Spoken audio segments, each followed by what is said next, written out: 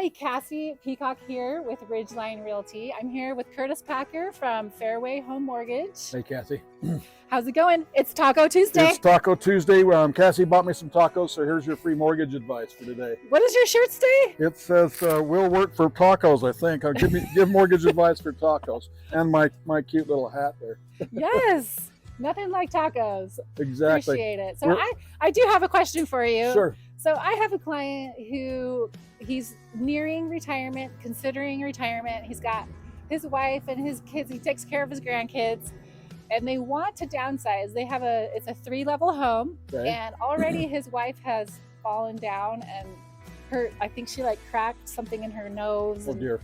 And so they're just getting to the point where they want to have less of a house to take care of and less stairs. Okay. And I've introduced them to the idea of a reverse mortgage, but they just sort of shrugged it off.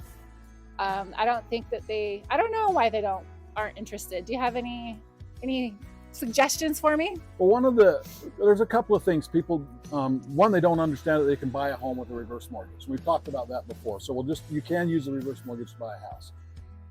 Other things folks get skeptical about is they have to understand that in retirement, you've got different piles of money. You've got your cash, you've got your assets like your 401k or maybe some stocks, and then you've got your equity in your home.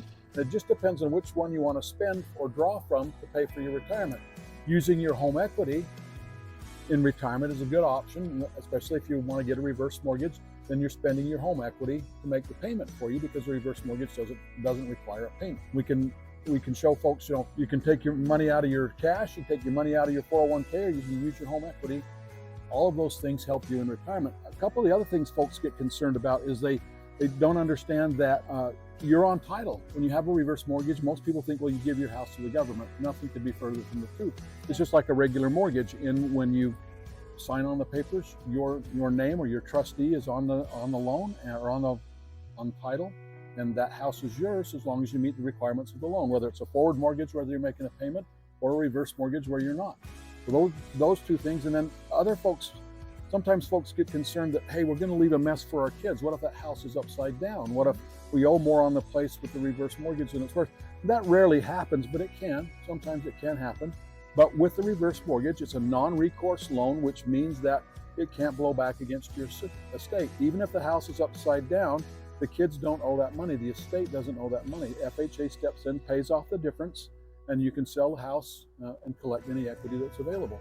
Well, that's interesting. Are regular forward loans non-recourse loans as well? They're not. And here's one of the fun differences on a reverse mortgage versus a forward mortgage. On a forward mortgage, when you sign on that, you're the guarantor of the loan. The house is the collateral, you're the guarantor of the loan. When you sign on a reverse mortgage, you actually sign a document. You are not guaranteeing that loan. The house is. That loan doesn't even show up on your credit because the house is the collateral and you don't guarantee it, the house does.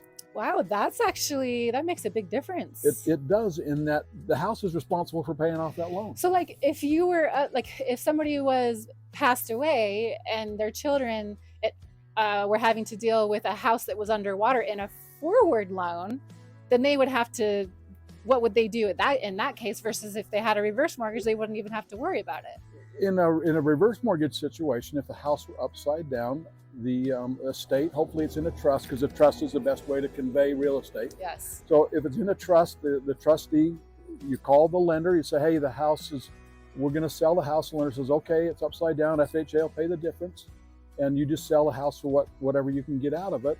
Or if the kids don't want to deal with it, they can sign a deed in lieu of foreclosure and give it back to the lender. That's the beauty of the reverse mortgage, is if there's equity, the kids can have it. If there's no equity, they can walk away from it. Here's a fun stat, Cassie. Yeah. 99% of grandparents want to leave something for their kids. They want to leave their kids their house. And truthfully, 99% of kids don't want that house.